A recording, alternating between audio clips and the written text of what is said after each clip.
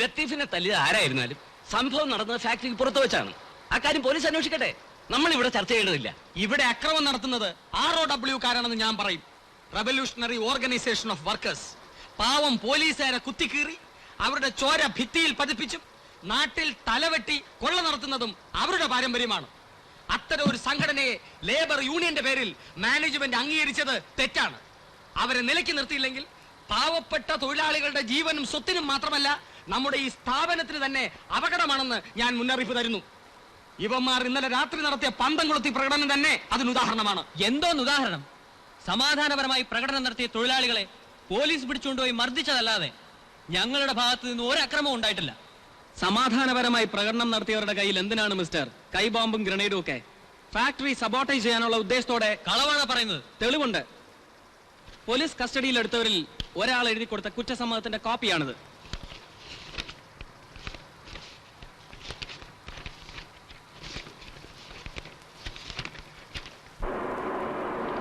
പ്രകടനത്തിൽ ആർക്ക് വേണമെങ്കിലും പങ്കെടുക്കാൻ അവന്മാര് പറഞ്ഞു വിട്ട് ആരെങ്കിലും ആയിരിക്കും ഇത് എഴുതി കൊടുക്കും. എന്താ ഇതിന്റെയൊക്കെ ആവശ്യം?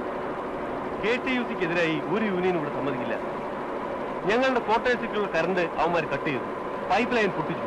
ഇന്ന് വരെ നിങ്ങളൊന്നും ഒന്ന് അന്വേഷിക്കുക പോലും ചെയ്തില്ലല്ലോ. കുറ്റപ്പെടുത്തുകയല്ല, ഞങ്ങളുടെ സങ്കടം പറയുകയാണ്. ഞാൻ വരാം, നിങ്ങൾ പെട്ടോളൂ. നീ കഴിച്ചിട്ടോ? ശരി.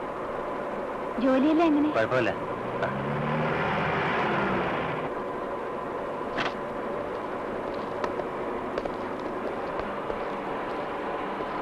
അവനായിരുന്നില്ല ആ തല്ലുകേസ്. നിങ്ങൾ തമ്മിൽ നേരത്തെ പരിചയം?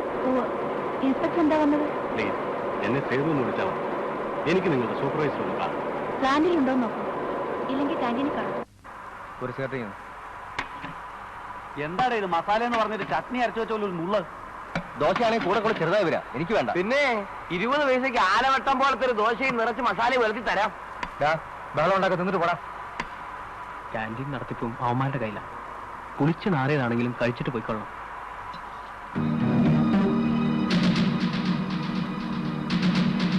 അന്ന് നീയാണ് ഇടയിൽ ചാടി വീണതല്ലേ? കമ്പനി കൊള്ളാം. പുതിയ ആളായതുകൊണ്ട് ഞാൻ പറയാണ്, മര്യാദയ്ക്ക് ഒതുങ്ങി കഴിഞ്ഞില്ലെങ്കിൽ തടി ചീത്തയാവും. ആരുടെ? എന്താണ് നീ പറഞ്ഞത്?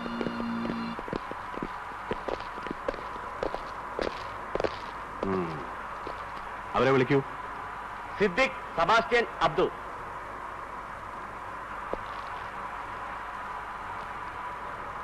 ഇത്രയും വർക്കേഴ്സിന്റെ കൂട്ടത്തിൽ നിന്ന് ഇവർ 3 പേരും രാത്രി 8 മണി വരെ പ്ലാനിലുണ്ടായിരുന്നുവെന്ന് നിങ്ങൾക്ക് എങ്ങനെ പറയാൻ കഴിയും?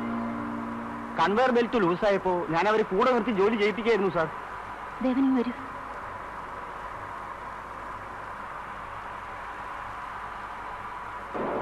ഇവിടുത്തെ കാര്യങ്ങളൊന്നും ദേവൻ അറിയില്ല.